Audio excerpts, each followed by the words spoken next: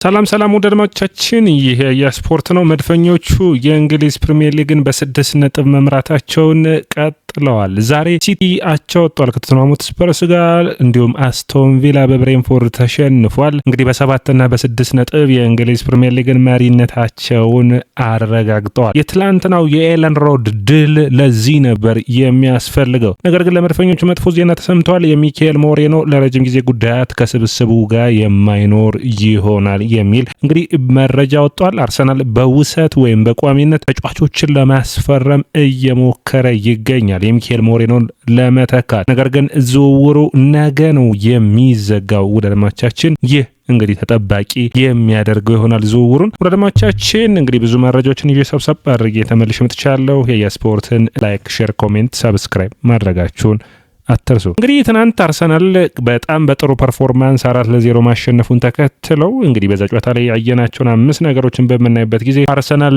የነጥብ ልዩነቱን ከ4 ወደ 6 ከፍ ያደረገበትን የዚህ ሳምንት አጋጣሚ በሚገባ ተጠቅሞበታል። ኤለን ሮድ እንግዲህ ወሳኝ የሆነውን 3 ነጥብ 4-0 በሆነ ውጤት በማሸነፍ ነው ማሳካት የቻሉት። ጫናዎችን መቋቋም ችሏል። የቆመ ኳስ የማስቆጠር ሂደታቸውንም በሚገባ ቀጥለዋል። ሄሱስ፣ ዮኬሬስ፣ ማርቲኔሊ፣ ኦዴጋርድ ጥሩ ፐርፎርማንስን አሳይተዋል። ይህ ስብስብ ዋንጫዎች የሚያስፈልጉት ይሆናል። ታዲያ ማይክል አርቴታ በዕለቱ ከወሰናቸው ውሳኔዎች አንዱ ካይ ሃቨርትዝን ማሰለፉ ነበር። ያም በጨዋታው ላይ ዋጋውን ሲያገኝ ታይቷል። ታዲያ ይህ እንግዲህ አንዱ ከኦዴጋርድ፣ ከሃቨርትዝ፣ ከኤዜ የትኛውን ያጫውታል የሚሉት ውሳኔዎቹን በሚገባ የሚያሳይ ነው። ማይክል አርቴታ ትናንት በኔ እይታ ትልቅ ውሳኔ ነው የወሰነው በአሰልጣኝነቱ። እንደዚህ አይነት ውሳኔዎችን ለማሸነፍ የሚወስድ አሰልጣኝ ወደፊት የተለዩ ነገሮችን የሚያሳካቱ የማይቀር ይሆናል። ወዳጆቻችን ሌላኛው የሚሆነው እንግዲህ በማይክል አርቴታ የዮኬሬስን ብቃት በሚመለከት ባለፉት 6 ጨዋታዎች 4 ጎሎችንና 2 አሲስቶችን አድርገዋል። ሊድስ፣ ቼልሲ፣ ኢንተር ሚላንና ከሪያት ላይ ማስቆጠር ችሏል። በሳምንቱ አጋማሽ አርሰናል በኤሚሬትስ ከቼልሲ ጋር የሚያደርገው ተጠባቂ ጨዋታ እንዳለ ሆኖ ከዛ በመቀጠል ሰንደርላንድን ነው የሚገጥሙት። ወዳጆቻችን ሰንደርላንድን አርሰናል በሚገጥምበት ሳምንት ደግሞ ሊቨርፑል ከሲቲ አንፊልድ ሮድ። ይህ በሚቀጥለው ሳምንት አርሰናል እድሉን የሚያሰፋበት ነው የሚሆነው። ሰንደርላንድን አሸንፈው ሊቨርፑል የሚያሸንፈው ከሆነ ሲቲን ወደ 9 ነጥብ ከፍ የሚል ይሆናል። ቀጣይ 13 ጨዋታዎች አካባቢ ይቀራል ከሚቀጥለው ሳምንት በኋላ። ስለዚህ ያንን እድል የማጥበቡ ሂደት ለሲቲ ከባድ የሚያደርገው ይሆናል። ታዲያ መድፈኞቹ ይህን ተጠባቂውን ትልቁን ስራቸውን ማከናወን፣ ከራሳቸው የሚጠበቀውን ስራ ማከናወን ግድ ይላቸዋል። በእንግሊዝ ፕሪሚየር ሊግ ወዳጆቻችን እንደሚታወቀው ስራዎችን አንተ መጀመሪያ አከናውን የሚል ነው። ምክንያቱም በፕሪሚየር ሊጉ ቅድሚያ ተጫዋች በሚጫወትበት ጊዜ አርሰናል ከጫናዎች ውጭ ነው በሚገባ የሚጫወተው። ሁለተኛ በሚጫወትበት ጊዜ ግን ይጨነቃል። ያንን ደግሞ በሚገባ ባለፈው ሳምንት ታይቷል። ነገር ግን ከዛ ሳምንት ሽንፈት በሳምንቱ 2 ድሎችን በማስመዝገብ ተመልሷል ማለት ይቻላል። አርሰናል እንግዲህ የሚጠበቁበት ሁኔታዎች አንዱ የነበረው የማዱዌኬ ያለፉትን 341 ቀናት ጎሎችን ያለማስቆጠር ነበር። ነገር ግን በመጨረሻ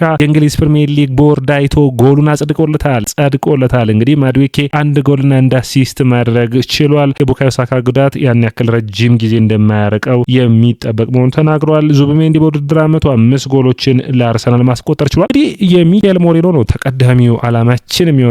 ስለሱ ፈጥር ይሆናል ይጠበቃል። የቆመ ኳሶችን ከመጠቀም አንጻርም ብዙ ድሎችን ለአርሰናል አስቸጋሪ ሊያደርግ ይችላል። ነገር ግን የሃቨርትዝ መመለስ እዛ ቦታ ላይ ወሳኝ ሊሆን ይችላል። ነገር ግን 2 ነጥቦችን ተጨማሪ ማንሳት የሚጠበቅብን ይመስለኛል።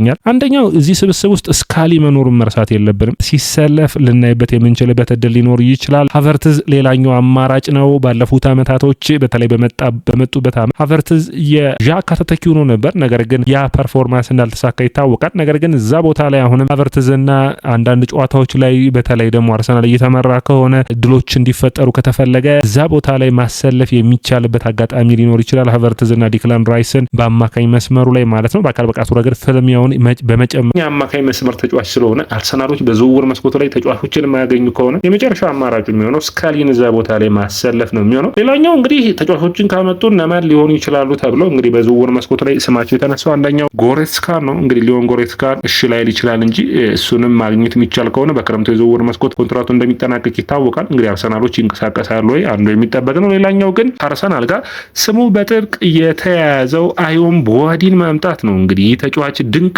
የአማካይ መስመር ተጫዋች ነው። 18 ዓመቱ ላይ ይገኛል። ይህ ፈረንሳይ ተጫዋች ለአርሰናል የአማካይ መስመር ዲክላን ዴክላን ራይስን በመተካት ዙቢሜንዲን በመተካት ጥሩ ቦታዎችን በመሸፈን ተመራጭ ተጫዋች የመሆን እድል ይኖረዋል። መድፈኞቹ እስከ 50 ሚሊዮን ፓውንድ መክፈል ይጠበቅባቸዋል። እንግዲህ አርሰናል የሚጠበቅበት አምና ማንቸስተር ሲቲ ኒኮ ጎንዛሌዝ ለማስፈረም ያደረጉት ጥረት ነበር። በዝውውር መጨረሻ ቀን አርሰናልም ያንን አይነት እድሎችን ሞክሮ ውጤታማ ሆኖ በተለይ ደግሞ ይህንን ዝውውር መፈጸም የሚችል ከሆነ ምክንያቱም ማይከል አርቴታ በአራቱ ዋንጫ ይፎካከራል። ስለዚህ እዛ ቦታ ላይ ትክክለኛ ተጫዋች ያስፈልገዋል። ቢዮዴን የሚያገኝ ከሆነ ግን ውድ አድማጮቻችን አርሰናል የሚያቆመው ቡድን ሊቸገር ይችላል። እንግዲህ ከ3 ወር በላይ የሚሉ አሉ። ሳሚ ሞክቤል፣ ዴቪድ ኦርነስቴን ታማኞች የሆኑት ሁሉም አወጥተውታል። ውድ አድማጮቻችን የሚካኤል ሞሪኖ ጉዳት ጣቶቹ ላይ ነው ያጋጠመው። ጉዳቱ የእግር ጣቶቹ ላይ እንግዲህ አስቸጋሪ እንደሚሆን የሚጠበቅ ነው የሚሆነው። ውድ አድማጮቻችን ወደ ዝውውር ሌሎች መረጃዎች ላቀና አንደኛው እንግዲህ አያክስ በመጨረሻ ዚቼንኮን ማስፈረሙን ይፋ አድርገዋል። ይህ ማለት ተጫዋቹ 1.5 ሚሊዮን ፓውንድ ለአርሰናል የሚከፍል ይሆናል። ዚቼንኮ በመጨረሻ የአርሰናል ደጋፊዎችን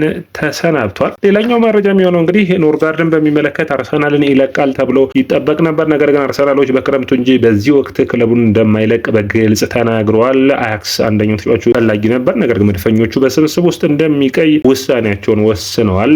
መረጃዎቹ ያንን ያሳያሉ። ሌላኛው ፋቢዮ ቪዬራን የሚመለከት ነው። በሃምቡርግ ምርጥ ብቃቱን እያሳየ ይገኛል። በተለይ በሳምንቱ መጨረሻ ባየርንን አቻ በወጡበት ጨዋታ ላይ የ25 ዓመቱ ተጫዋች 2 ጎልና 3 አሲስቶችን ማስቆጠር በችሏል። በሃምቡርግ ከ20 ሚሊዮን ፓውንድ በላይ ግን ይህንን ተጫዋች የሚፈልግ ቡድን መክፈል እንደሚጠበቅበት መረጃዎች ያሳያሉ። አርሰናል ይህንን ያክል ለማግኘት ይፈልጋል። ነገር ግን ሃምቡርግ ይህንን ያክል ገንዘብ ሊከፍሉ የሚችሉበት እድል ጠባብ እንደሆነ መነሳት የሚጠበቅበት ነው። ወደ አድማጮቻችን ሌላኛው መረጃችን የሚሆነው እንደ ፊሸርስ ዘገባ ከሆነ ከማድሪድ አካባቢ የሚወጡ መረጃዎች ስፔን 87 ሚሊዮን ፓውንድ አርሰናል በክረምቱ ለአርዳ ጉለር ለማቅረብ ፍላጎት አላቸው።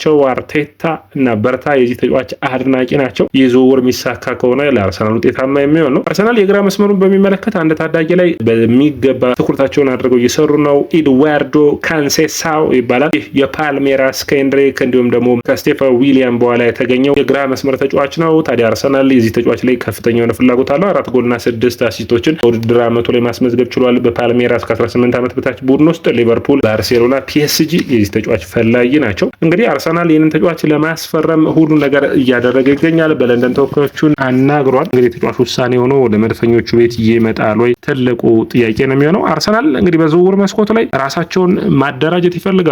በውሰት ውል ተጫዋቾችን ይፈልጋሉ። ነገር ግን አሁን የዳግላስ ሉዊዝ አይነት ዝውውሮችን ሊያገኙ የሚችሉበት እድል ነበር። ነገር ግን ዳግላስ ሉዊዝ ወደ ቪላ አቅንተዋል። ዝውውር መስኮቱ ላይ ሌላ የውሰት ውል ከማን ሊያገኙ ይችላሉ የሚለው ትልቁ ጥያቄ ሊሆን ይችላል። ፍለጋቸውን የሚቀጥሉ ይሆናል። አንድ ቀን ብቻ ነው። አንድሬ በርታ እንግዲህ አዲስ ሀሳቡን አዲስ ነገሩ በድርድሮች ላይ ያለውን ጥንካሬ ሊጠቀም ይችላል። እንደዚህ አይነት ልምድ ያለው የስፖርቲንግ ዳይሬክተር ሲኖርህ በእንደዚህ አይነት አጣብቂኝ ሰዓት ሊያግዝ ይችላልና በርታ ነገ የሆነ ነገር ያሳየናል ተብሎ ይጠበቃል። ውድ አድማጮቻችን የያ ስፖርት ነው። የያ ስፖርት ላይክ፣ ሼር፣ ኮሜንት፣ ሰብስክራይብ ማድረጋችሁን አትርሱ።